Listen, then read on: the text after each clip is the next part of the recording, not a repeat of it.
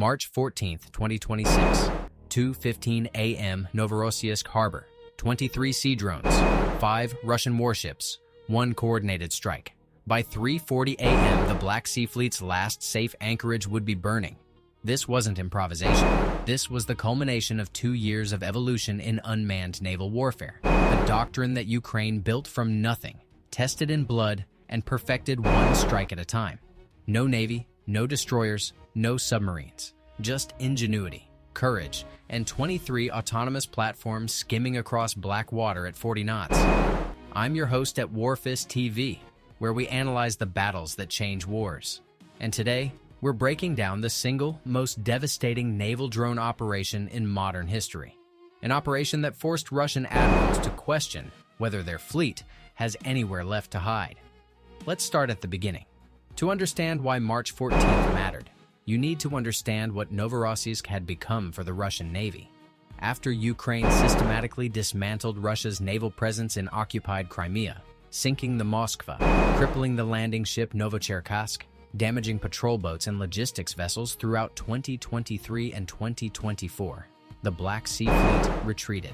Not officially, Russia never admits retreat, but satellite imagery told the truth. By mid-2025, the majority of operational Russian warships in the Black Sea had relocated to Novorossiysk, tucked inside the Semez Bay on Russia's own coastline, roughly 300 kilometers east of Crimea. The logic was simple. Novorossiysk sits on Russian sovereign territory. It has layered harbor defenses, breakwaters, patrol boats, surveillance radar, acoustic sensors, and shore-based weapons emplacements. The bay itself is partially enclosed, limiting approach vectors. Russian commanders believed that distance from the front line, combined with these defenses, would protect the fleet from Ukraine's drone boats. They were wrong. Ukrainian military intelligence, the GUR, had been studying Novorossiysk for months. Satellite passes cataloged every vessel. Signals intelligence tracked patrol schedules. Human sources reported on harbor defense upgrades. By late February 2026, the GUR's Naval Operations Directorate had assembled a detailed picture. Patrol boat rotation times, radar blind spots created by the breakwater geometry, the acoustic sensor coverage gaps that appeared during heavy weather. And on March 11th, meteorological data showed a weather window. A low-pressure system moving across the eastern Black Sea would bring moderate swells and intermittent rain squalls to the Novorossiysk approaches on the night of March 13th into the 14th. Enough sea state to degrade Russian acoustic detection, enough precipitation to reduce visual range, not enough to prevent drone operations. The GUR gave the green light. Which weapon system made this possible? A. Magura V5 sea drones. B. Electronic decoy drones. C. Both working together as an integrated swarm. Drop your answer in the comments. The strike package assembled at multiple staging points along the Ukrainian-controlled coastline. The exact launch locations remain classified, but open-source intelligence analysts have narrowed the departure zone to a stretch of coast between Odessa and the Danube Delta. 23 platforms in total, but not all of them were the same. 14 were Magura V5 strike variants. The Magura V5, Maritime Autonomous Guard Unmanned Robotic Apparatus 5th Generation, is Ukraine's premier sea drone, developed by the GUR's own Defense Technology Bureau. The Magura V5 represents everything that makes Ukrainian military innovation dangerous. It measures approximately 5.5 meters in length. It carries a warhead estimated between 200 and 320 kilograms of high explosive. Its electric jet drive propulsion gives it a cruising speed of around 22 knots, with a sprint capability exceeding 42 knots in attack mode. Its guidance system combines GPS waypoint navigation, inertial backup, and a terminal optical seeker that allows the drone to identify and lock onto specific vessel types in its final approach. But the Magura V5S weren't operating alone. Not this time.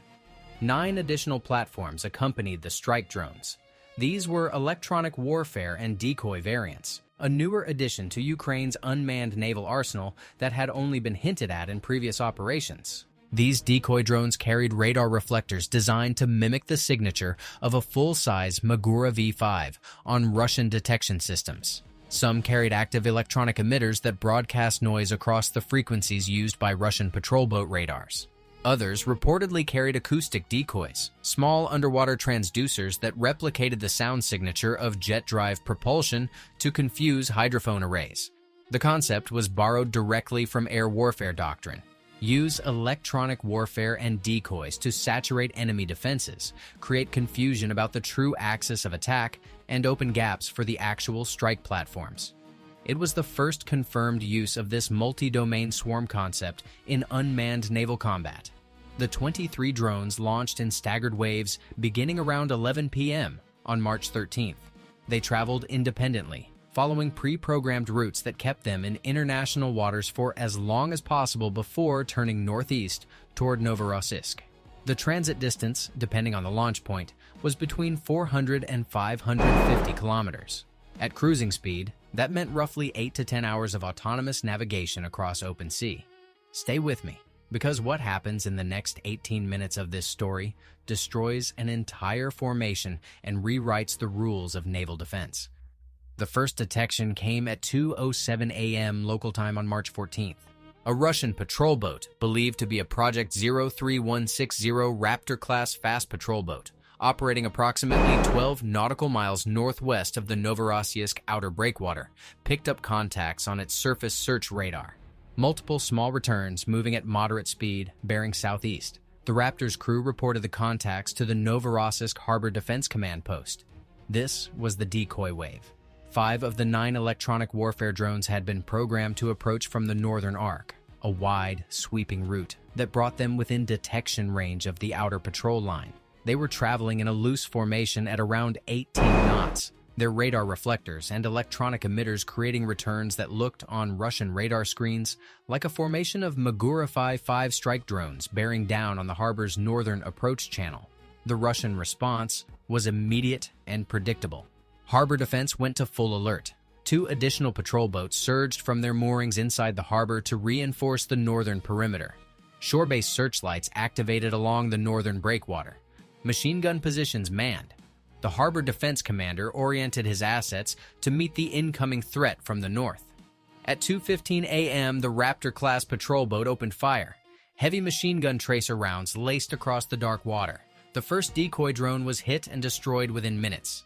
A second was engaged by the reinforcing patrol boats. At 2:19 a.m., Russian crew members reported kills. The harbor defense log would later record 5 drone kills in the northern sector between 2:15 and 2:31 a.m. The defenders believed they were winning. They had no idea what was coming from the south.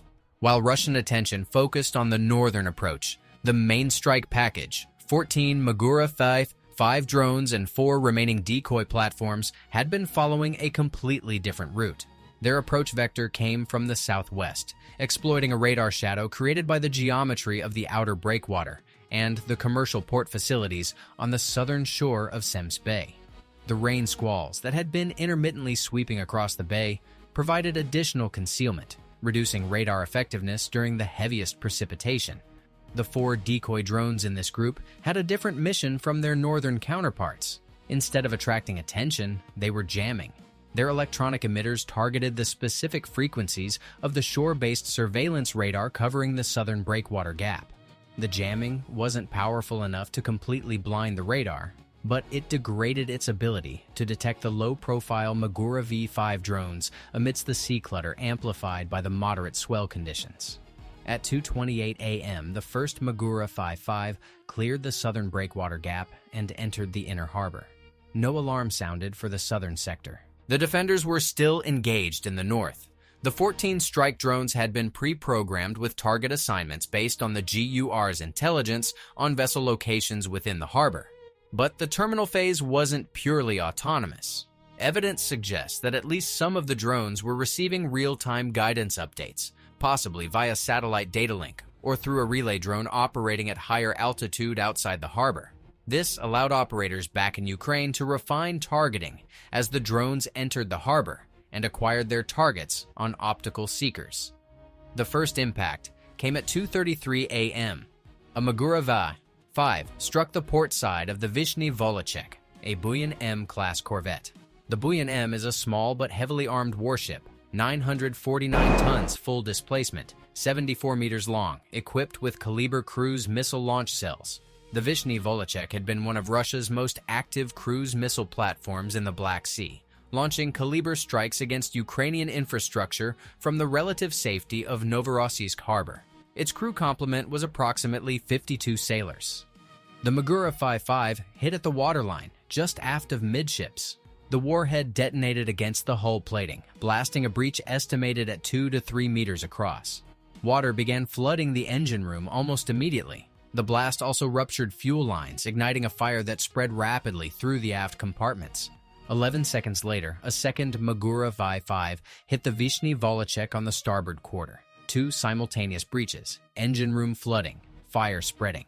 The corvette began listing to port within minutes. Intercepted radio traffic, released later by Ukrainian military intelligence, captured the chaos aboard. A voice, believed to be the ship's damage control officer, screaming for fire teams. Another voice reporting flooding in the engine spaces, pumps overwhelmed. A third, calmer voice requesting tug assistance from the harbor master. The damage control officer came back on the radio 30 seconds later. His voice had changed. The flooding was uncontrollable. He recommended abandoning the engineering spaces and preparing to abandon ship. The Vyshny Volochysk did not sink at its moorings. Russian emergency teams eventually stabilized the vessel by counter-flooding compartments to correct the list and brought the fires under control after approximately 4 hours. But the ship was finished as a combat platform. Structural damage to the hull and the complete destruction of its propulsion machinery meant it would require months of dockyard repair capacity that Russia's strained shipyards could barely provide. How many Russian warships sustained confirmed damage in this attack? AA 3, B 5, C 7. We'll reveal the answer at the end. The Vyshny Volochysk wasn't the only target. At 2:34 a.m., just 1 minute after the first impact, 2 more Magura V5 drones struck targets on the opposite side of the harbor basin. The first hit a Project 22,160 patrol ship, the Vasily Baikov. The Vasily Baikov had gained notoriety early in the war as one of the ships involved in the Snake Island engagement in February 2022. It was a 1,800-ton vessel, lightly armed, but used extensively for patrol and escort duties. The drone struck the bow area, detonating against the hull just below the forward gun mount. The blast buckled hull plates and opened a breach below the waterline. Flooding began in the forward compartments, and the ship settled by the bow as crew members scrambled to set damage control boundaries. The second drone targeted another patrol vessel, a Raptor-class boat that had been moored alongside the inner pier. Not one of the boats that had been sent to the northern perimeter. This Raptor took a direct hit amidships. At only 23 meters long and 12 tons displacement, the patrol boat had no chance of surviving a Magura V5 warhead. The detonation nearly broke the vessel in half. It sank at its moorings within 4 minutes. 2 crew members were killed. 3 others were pulled from the water with severe injuries. Subscribe to Warships TV if you want to understand how modern warfare actually works, because what Ukraine accomplished in this harbor is rewriting the textbooks. The attack was still unfolding. At 2:36 a.m., 2 Magura V5 drones converged on a large vessel moored at the logistics pier on the eastern side of the harbor. This was a Project 1559V military transport ship, a logistics support vessel used to ferry ammunition, fuel, and supplies to Russian forces. At over 5,000 tons displacement, it was the largest ship hit in the attack. The first drone struck near the stern, damaging the steering gear and rupturing a fuel bunker. The second hit midships, breaching the cargo hold area. The transport was carrying ammunition pallets destined for Russian forces in occupied territories. The fire that broke out after the second impact reached the cargo hold within minutes.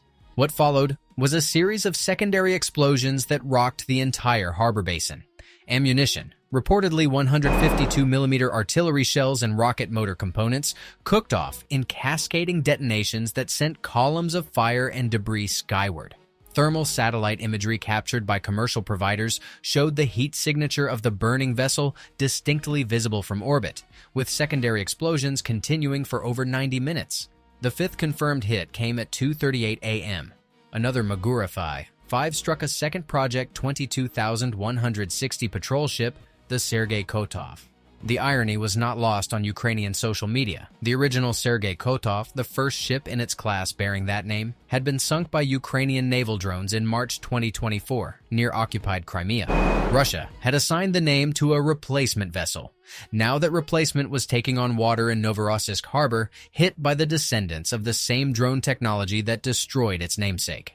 The Sergei Kotov's crew managed to contain the flooding, but the ship sustained significant structural damage to its port side and lost electrical power to multiple combat systems. It was towed to a repair berth the following morning, listing noticeably. In the space of 5 minutes, from 2:33 to 2:38 a.m., 5 Russian warships had been struck by precision-guided naval drones operating inside a defended harbor. The remaining Magura V5 drones continued their attack runs. Not all found their targets. Russian defenders, now alerted to the southern breach, began firing wildly into the harbor waters. Machine guns, automatic grenade launchers, and even small arms fire from sailors on the decks of undamaged ships raked the surface. At least 3 Magura V5 drones were destroyed during their terminal approach runs before they could reach their targets. 2 others appear to have malfunctioned or lost guidance, running into the breakwater or pier structures without detonating their warheads. But the damage was done. By 3 a.m., the harbor was a scene of chaos. Fires burning on multiple vessels, the ammunition transport still exploding periodically, damage control teams rushing between ships, harbor tugs desperately trying to maneuver alongside the listing Vyshny Volochysk while avoiding debris in the water. The acrid smell of burning fuel and explosive residue hung over the bay, mixing with the rain that continued to fall intermittently. If you believe tactics win wars, type Warfist TV in the comments, because this operation proved it. Let's talk about what made this attack fundamentally different from previous Ukrainian naval drone operations. The Novorossiysk raid of March 14th was not simply a larger version of earlier strikes. It represented a qualitative leap in unmanned naval warfare doctrine. 3 specific innovations set it apart. First, multi-axis, multi-wave attack architecture. Previous Ukrainian naval drone attacks, even successful ones like the Sevastopol raids, tended to follow single-axis approach vectors. The defenders knew roughly where the drones were coming from and could concentrate their defenses accordingly. The March 14th operation used 2 distinct axes of approach, northern and southern, timed so that the decoy wave from the north would draw defensive attention exactly when the main strike package was penetrating from the south. This is a basic principle of conventional naval warfare.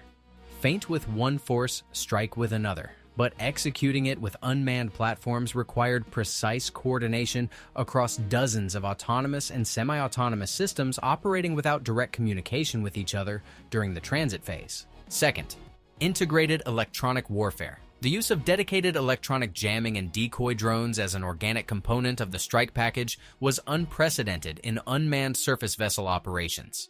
Previous attacks relied on the drone's small physical profile and low radar cross-section for survivability. The March 14th attack added active deception, radar reflectors to create false targets, electronic jamming to degrade detection systems, acoustic decoys to confuse underwater sensors. This transformed the attack from a swarm of independent weapons into an integrated combat system with its own electronic warfare capability. Third, target-specific assignment with real-time guidance update. Evidence from the attack pattern suggests that each Magura V5 was assigned a specific target before launch, with the ability to receive targeting updates during the terminal phase. This is significant because it means the drones weren't simply programmed to hit the nearest large vessel, but were directed against pre-identified high-value targets based on intelligence. The Vyshny Volochysk, a Caliber missile carrier, received 2 drones, not 1. The ammunition transport was hit by 2 drones specifically targeted at its hull rather than the surrounding pier infrastructure. This level of target discrimination in a complex harbor environment, at night, under fire, represents a sophistication that puts Ukraine's naval drone capability in a category comparable to guided missile strikes by conventional navies. The Russians knew this, and the reaction from Moscow told the story. Within hours of the attack, Russian state media was in full denial mode. Initial reports acknowledged only a drone attack repelled by harbor defense forces. No mention of damage. No mention of casualties. Standard Russian information warfare protocol. Deny everything, claim victory, suppress imagery. But the imagery leaked. Commercial satellite passes over Novorossiysk on March 14th and 15th showed the aftermath clearly. The ammunition transport still smoldering at the logistics pier. The Vyshny Volochysk with visible damage and an assist tug alongside. Oil sheen spreading across the harbor basin from ruptured fuel bunkers. A Raptor-class patrol boat partially submerged at its mooring. The Vasily Bykov down by the bow, sitting lower in the water than its normal waterline. OSINT analysts cross-referenced the satellite imagery with AIS tracking data, port facility blueprints, and earlier reconnaissance imagery to produce a detailed damage assessment within 48 hours. 5 vessels confirmed hit. 2 significantly damaged, likely requiring extended dockyard repair. 1 sunk at its mooring. 2 others damaged but potentially repairable within weeks to months. The ammunition transport's cargo, estimated at several thousand tons of ordnance, was a total loss, along with the pier crane infrastructure damaged by the secondary explosions.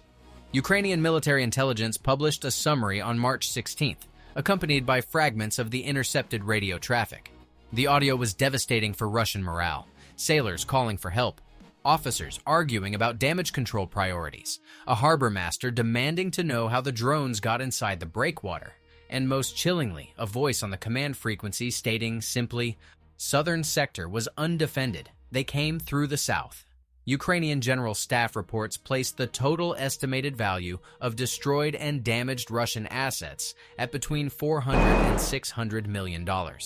This figure included not only the warships themselves, but the ammunition lost on the transport, the repair costs for damaged vessels, the port infrastructure damage from secondary explosions, and the operational cost of the emergency response. Against this, Ukraine expended 23 sea drones, platforms whose individual production cost, while classified, is estimated by defense analysts at between $250,000 and $500,000 each.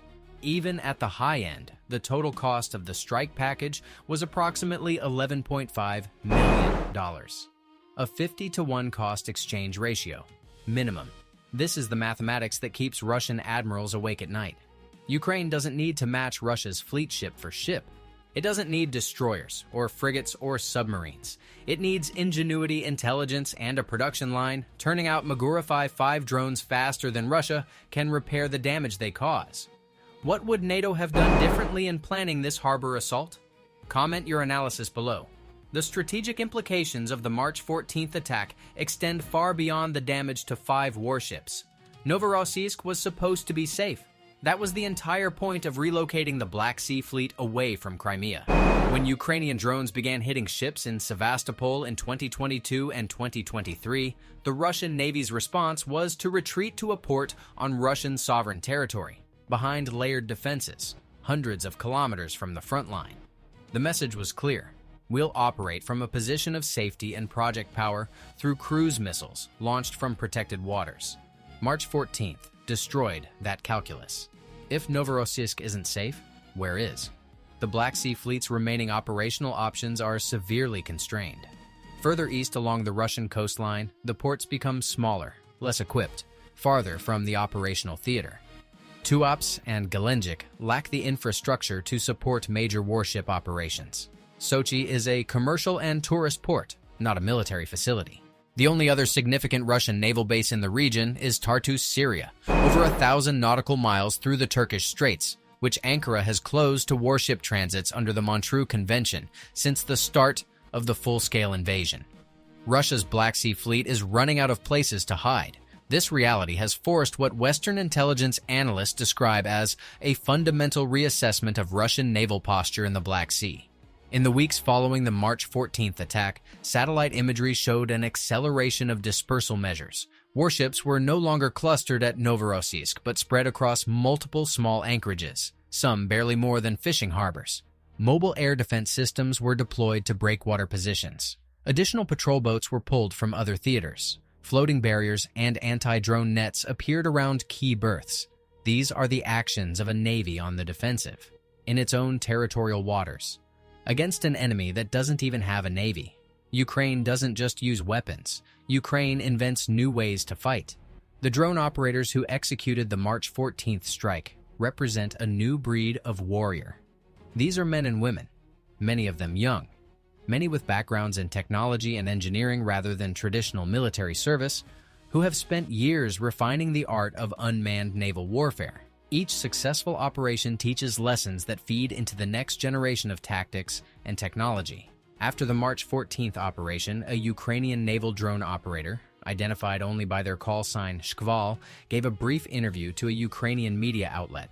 The operator described the feeling of guiding a Magura V5 into a defended harbor. You see the radar picture. You see the patrol boats, you see the muzzle flashes of their guns firing at your other drones, and you have to fly straight through it. Your hands are steady, your heart is not. That's the human element behind the technology. Courage that no algorithm can replicate. The tactical lessons of Novorossiysk are already reverberating through naval warfare doctrine worldwide. Lesson 1.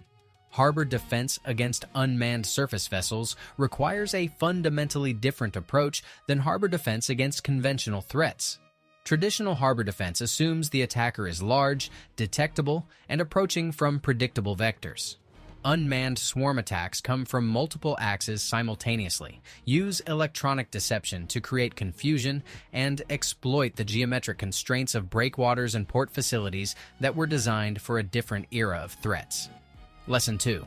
The cost-exchange ratio of naval drone warfare makes traditional fleet assets increasingly vulnerable. A buy-an-M corvette costs roughly $100 million and takes years to build. A Magura V5 costs less than $500,000 and can be produced in weeks. The mathematics are relentless. Russia cannot build warships faster than Ukraine can build drones. Lesson 3. The integration of electronic warfare, decoys, and strike platforms into a single coordinated swarm operation demonstrates that unmanned naval warfare is evolving toward the sophistication of manned combined arms operations. The March 14th attack wasn't a crude mass assault. It was a carefully planned multi-domain operation with feints, jamming, and precision targeting. Navies around the world are watching and taking notes. Lesson 4. Intelligence dominance enables precision. Ukraine's ability to map the harbor defenses, identify patrol schedules, exploit weather windows, and assign specific targets to specific drones reflects an intelligence apparatus that has been refined through years of war. Without this granular intelligence picture, the swarm would have been far less effective. The drones were the weapons. Intelligence was the enabler. Real tactics, real consequences. Warfist TV. Let's bring this back to the numbers. The answer to our earlier question, how many Russian warships sustained confirmed damage in the March 14th Novorossiysk attack, is B5. Specifically, the Buyan M-class corvette Vyshny Volochysk, struck by two Magura V5 drones, sustained catastrophic damage to its propulsion and hull integrity. The Project 22,160 patrol ship Vasily Bykov struck once, suffered bow flooding and structural damage. A Raptor-class patrol boat, struck once, sank at its mooring with 2 crew killed. A Project 1559V military transport, struck twice, burned for hours with massive secondary ammunition explosions, destroying thousands of tons of ordnance. And the Project 22,160 patrol ship Sergei Kotov, struck once, sustained portside damage and lost power to combat systems. 5 ships hit. Estimated damage, $400 to $600 million. Ukrainian cost, approximately $11.5 million in sea drones. 0 Ukrainian casualties. Now, 3 questions for you. Was the multi-axis approach, decoys from the north, strike from the south, the optimal tactical configuration? Or could Ukraine have achieved the same results with a simpler, mass saturation attack from a single direction? Could Russian harbor defense forces have prevented this outcome if they had recognized the northern wave as a feint sooner? What sensor systems or doctrinal changes would have been necessary to detect the southern penetration before the Magura V5S entered the harbor? And finally, what would you have done differently, knowing what you know about the harbor layout, the Russian defensive posture, and the capabilities of the Magura V5 platform? Drop your tactical analysis in the comments. We read every single one. Subscribe to Warfist TV, because we break down the battles that textbooks will study for decades. Novorossiysk harbor is quieter now. The fires are out. The wrecks have been towed to repair berths, or in the case of the Raptor, lifted from the harbor floor. The oil sheens have dispersed, The ammunition explosions have faded from thermal satellite imagery, but the lesson remains. Somewhere along the Ukrainian coastline, in workshops and warehouses that Russian intelligence cannot find, the next generation of sea drones is being assembled. New guidance systems, new warheads, new electronic warfare packages, and new operators. Steady hands, pounding hearts, preparing for the next mission. The Black Sea was once a Russian lake. Now it is the proving ground for a new kind of warfare, and Russia is losing. Stay vigilant.